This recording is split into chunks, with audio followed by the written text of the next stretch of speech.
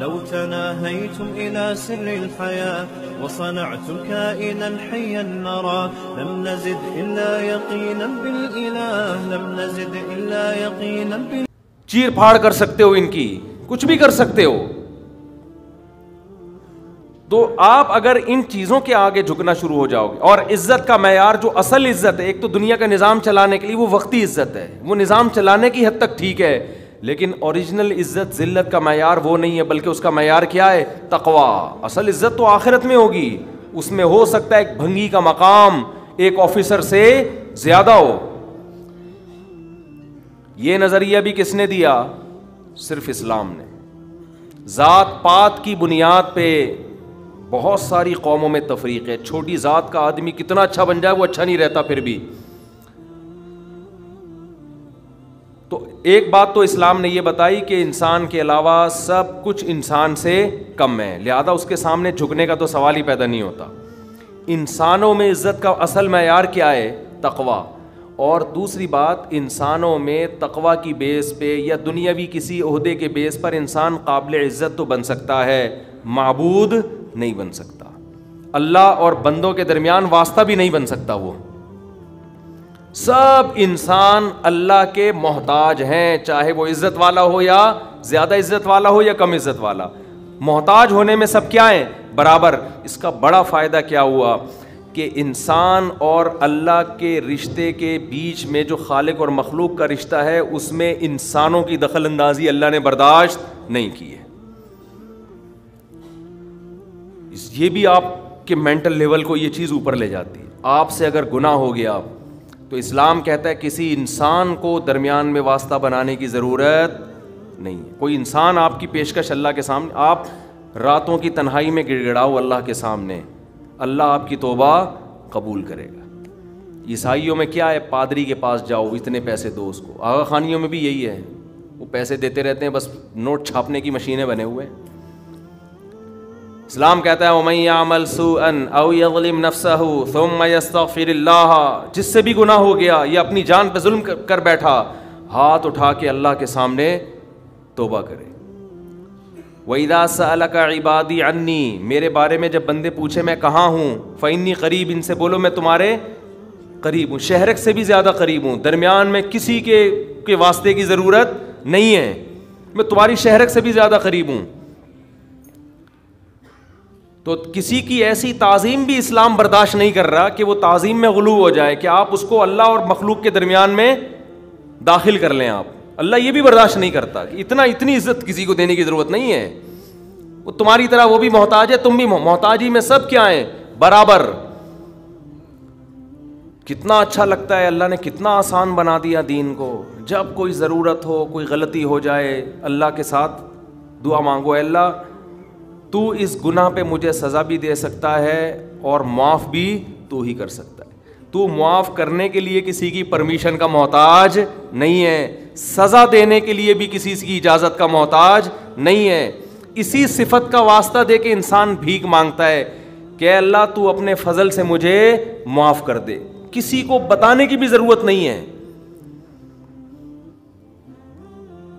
یہ چیز, یہ خودداری جو اسلام نے آپ کے اندر پیدا کی ہے, یہ بھی اسلام کے علاوہ دنیا کے کسی مذہب میں نہیں ہے. سب برابر ہیں. زنا کر کے کہنے لگا مجھ سے زنا ہو گیا, حج جاری کریں. نبی کے پاس آیا, آپ نے چہرہ موڑ لیا, پھیر لیا چہرہ.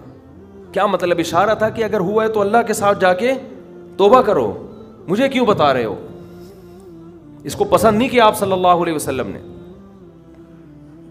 آج پیر صاحب بہت سے علاقوں میں ایسے بنے ہوئے ہیں کہ یہ ہمیں بخشوائیں گے, ان کو بکرے دو, ان کو چڑھاوے دو, ان کو نذرانے دو, ان کو دمبے کھلاؤ, ان کے کندھوں پہ ہم پل صراط پہ پار ہو کے جائیں گے.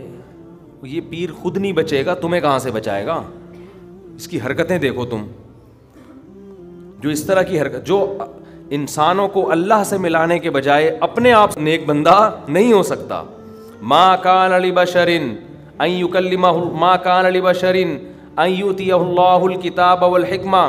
کسی بشر میں یہ مجال نہیں ہے, قرآن کے الفاظ دیکھو, کسی انسان کی یہ مجال نہیں ہے کہ اللہ اسے نبوت دے دے, پھر وہ لوگوں کو اللہ کا غلام بنانے کے بجائے اپنا غلام بنانا شروع کر دے. کسی بشر میں یہ مجال نہیں ہے, کیونکہ جب اللہ نبوت دیتا ہے تو اس بشر میں اللہ کی عظمت اور جلال بیٹھ جاتی ہے. جلال بیٹھنے کے نتیجے میں وہ لوگوں کو کبھی بھی اپنی طرف دعوت نہیں دے گا. صحابی نے دیکھا اونٹ نے نبی کو سجدہ کیا تو صحابہ نے عرض کیا یا رسول اللہ آپ ہمیں بھی اجازت دیں سجدہ کروں. آپ نے فرمایا نا نا نا نا. آج بتاؤ کوئی کسی جاہل پیر کے ساتھ یہ منظر ہو, کوئی جانور آ کے سجدہ کر لے, وہ تو خوشی سے پاگل ہو جائے گا. وہ تو کہے گا دیکھو جب یہ کر رہا ہے تو تم کیوں نہیں کر رہے. نبی نے اپنے گھر سجدہ کرنے سے منع کیا. آپ صلی اللہ علیہ وسلم نے فرمایا اللہ یہود و نصارہ پہ لعنت کرے, انہوں نے اپنے پیغمبروں کے دنیا سے جانے کے بعد اپنے پیغمبروں کی قبروں کو سجدہ گاہ بنا لیا, اپنے پیغمبروں کی قبروں کو عیدگاہ بنا لیا, جیسے عید میں میلے ٹھیلے ہوتے ہیں. اسی وجہ سے پیغمبر صلی اللہ علیہ وسلم کی قبر پہ میلے ٹھیلے رش لگا کے بیٹھنا اس کی اجازت نہیں ہے. بس صلاۃ و سلام پڑھیں اور وہاں سے نکل جائیں. کیسی حفاظت کی. دنیا میں سب سے افضل انسان, جس سے افضل اس کائنات میں کوئی پیدا ہوا ہی نہیں, وہ محمد صلی اللہ علیہ وسلم ہے. لیکن آپ کی قبر پہ نہ کبھی سجدہ ہوتا ہے, نہ کوئی میلے ٹھیلے لگتے ہیں, نہ آپ کی قبر کی طرف رخ کر کے آپ سے دعائیں مانگی جاتی ہیں. یہی آپ کے سب سے افضل ہونے کی سب سے بڑی دلیل ہے کہ انہوں نے اپنی عبادت نہیں کروائی. کبھی ہم قبر پہ یہ نہیں کہتے کہ یا رسول اللہ آپ ہماری مدد کر دیں, یہ شرک ہے. صحابہ نے ہمیشہ نبی سے دعا کی درخواست کی ہے کہ آپ اللہ سے یہ درخواست کر دیں. دیکھو قرآن کے الفاظ, بس یہ آیت پڑھ کے بیان ختم کرتا ہوں. وَلَوْ أَنَّهُمْ إِذْ ظَلَمُوا أَنفُسَهُمْ جَاءُوكَ فَاسْتَغْفَرُوا اللَّهَ وَاسْتَغْفَرَ لَهُمُ الرَّسُولُ لَوَجَدُوا اللَّهَ تَوَّابًا رَحِيمًا. پیغمبر کی پوزیشن کو واضح کیا قرآن نے کہ اگر ان سے اپنی جان پہ ظلم ہو, گناہ کر بیٹھیں, تو اگر یہ اللہ سے توبہ کریں گے یا آپ کے پاس آئیں گے اور آپ بھی اللہ سے ان کے لیے توبہ کریں گے تو یہ اللہ کو غفور اور رحیم پائیں گے. کیا مطلب؟ یہ نہیں کہا کہ نبی کو غفور رحیم پائیں گے, نہ نہ, یہ گناہ معاف کرنا یہ نبی کا وظیفہ نہیں ہے. نبی کے پاس اگر آپ جائیں گے تو اس لیے کہ یا رسول اللہ آپ اللہ کے نیک بندے, آپ اللہ سے ہمارے لیے دعا کریں. ہم بھی کر رہے ہیں, آپ بھی کریں دعا.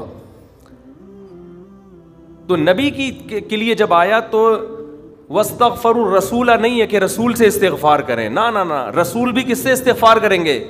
اللہ سے. علماء کہتے ہیں درود شریف جو ہم پڑھتے ہیں نا, اللہم صلی علی محمد, اے اللہ محمد صلی اللہ علیہ وسلم پر رحمتیں بھیج, اس درود میں عقیدہ توحید اور زیادہ راسخ ہو جاتا ہے کہ ہمیں یہ سکھایا گیا ہے کہ جیسے ہم اللہ کی رحمت کے محتاج, پیغمبر صلی اللہ علیہ وسلم بھی اللہ کی رحمت کے محتاج ہیں. ہاں ہمارے درود کے محتاج اگرچہ نہیں ہے, ہمیں جو حکم دیا جاتا ہے وہ اس لیے تاکہ ہم بھی سنور جائیں, لیکن ہمیں حکم دیا کہ اللہ سے دعا مانگو کہ آپ پر خصوصی رحمتیں نازل فرمائے. اس سے پتہ چلتا ہے کہ نبی بھی کس کے محتاج ہیں؟